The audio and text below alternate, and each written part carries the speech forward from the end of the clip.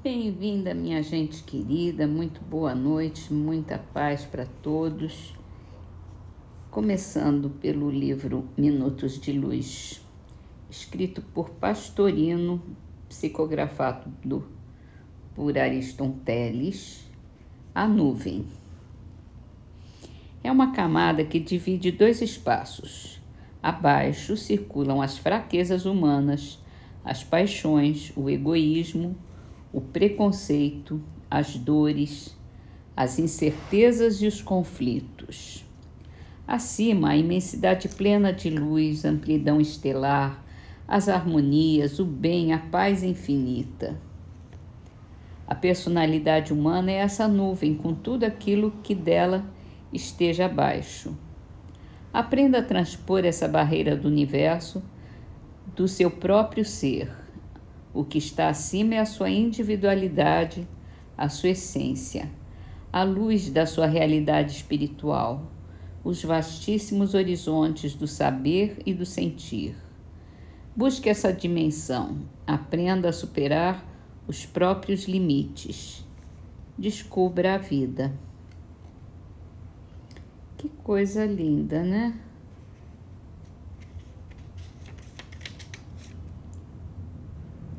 É sair dessa camada mais material, mais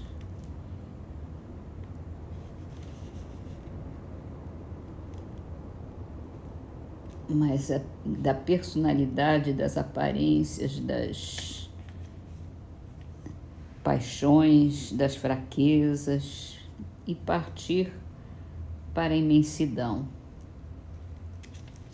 para o espiritual, a individualidade, né? É interessante isso, que a personalidade está abaixo e a individualidade está acima. Então vamos para o Livro dos Espíritos, falando sobre as faculdades morais e intelectuais do homem, e Kardec perguntou: o mesmo espírito dá ao homem as qualidades morais e as da inteligência, e as intelectuais, né? Ele responde: claro, e isso em virtude do grau de adiantamento em que ele esteja. O homem não tem dois espíritos em si mesmo, porque a gente evolui moralmente, evolui intelectualmente,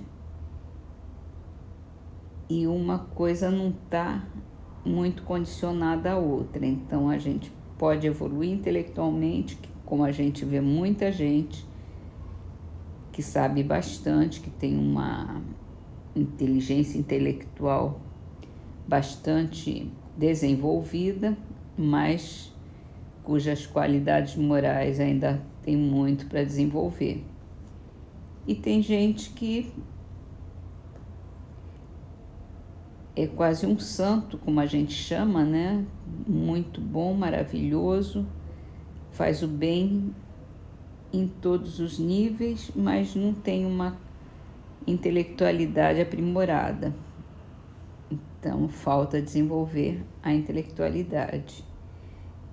Isso a gente tem que fazer as duas coisas, desenvolver o intelecto e a moralidade. E a moral que é as qualidades espirituais.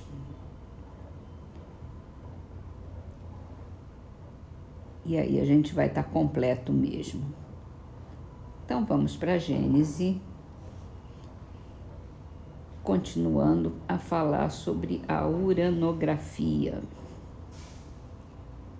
o estudo do universo, né? A gente falou sobre espaço ontem, hoje a gente vai falar sobre o tempo. Como a palavra espaço, tempo também é um termo já por si mesmo definido. Dele se faz a ideia mais exata, relacionando-o com o todo infinito. O tempo é a sucessão das coisas. Está ligado à eternidade, do mesmo modo que as coisas estão ligadas ao infinito. Suponhamo-nos na origem do nosso mundo na época primitiva em que a Terra ainda não se movia sob a divina impulsão. Numa palavra, no começo da Gênese. O tempo, então, ainda não saíra do misterioso berço da natureza. Ninguém pode dizer em que época de séculos nos achamos, pois o pêndulo dos séculos ainda não foi posto em movimento. Mas silêncio. Soa na sineta eterna a primeira hora de uma terra insulada. O planeta se move no espaço e desde então a tarde e manhã. Para lá da Terra, a eternidade permanece impassível e imóvel, embora o tempo marche com relação a muitos outros mundos. Para a Terra, o tempo a substitui e durante uma determinada série de gerações contar-se-ão os anos e os séculos. Transportemo-nos agora ao último dia desse mundo, a hora em que, curvado sob o peso da vestustez, ele se apagará do livro da vida, para não mais reaparecer, e rompe-se então a sucessão dos eventos. Cessam os movimentos terrestres que mediam o tempo e o tempo acaba com eles. Esta simples exposição das coisas que dão nascimento ao tempo, que o alimentam e deixam que ele se extinga, basta para mostrar que, visto do ponto em que houvemos de nos colocar para os nossos estudos, o tempo é uma gota d'água que cai da nuvem no mar e a sua queda é medida. Tanto os mundos na vasta amplidão quanto os tempos diversos e incompatíveis. Fora dos mundos, somente a eternidade substitui essas efêmeras sucessões e enche tranquilamente da sua luz imóvel a imensidade dos céus, imensidade sem limites e eternidade sem limites, tais as duas grandes propriedades da natureza universal. O olhar do observador que atravessa sem jamais encontrar o que o detenha, as incomensuráveis distâncias do espaço, e do geólogo que remonta além dos limites das idades, ou que desce às profundezas da eternidade, de fauces escancaradas, em que ambos um dia se perderão, atuam em concordância, cada um na sua direção, para adquirir essa dupla noção do infinito, extensão e duração. Dentro dessa ordem de ideias, fácil nos será conceber que, sendo o tempo apenas a relação das coisas transitórias e dependendo unicamente das coisas que se medem, se tomássemos os séculos terrestres por unidade e os empilhássemos aos milhares para formar um número colossal, esse número nunca representaria mais que um ponto na eternidade. Do mesmo modo que milhares de léguas adicionadas a milhares de léguas não dão mais que um ponto na extensão. Assim, por exemplo, estando os séculos fora da vida etérea da alma, poderíamos escrever um número tão longo quanto o equador terrestre e nos supor envelhecidos desse número de séculos, sem que na realidade nossa alma conte um dia a mais, e juntando a esse número indefinível de séculos uma série de números semelhantes, longa como daqui ao Sol ou ainda mais consideráveis, se imaginássemos viver durante uma sucessão prodigiosa de períodos seculares representados pela adição de tais números, quando chegássemos ao fim, o inconcebível amontoado de séculos que nos passaria sobre a cabeça seria como se não existisse. Diante de nós estaria sempre toda a eternidade. O tempo é apenas uma medida relativa da sucessão das coisas transitórias. A eternidade não é suscetível de medida alguma, do ponto de vista da duração. Para ela não há começo nem fim, tudo é presente. Se séculos de séculos são menos que um segundo, relativamente à eternidade, o que vem a ser a duração da vida humana. uma bela divagação aqui, né? A eternidade e o infinito. E tudo tem relação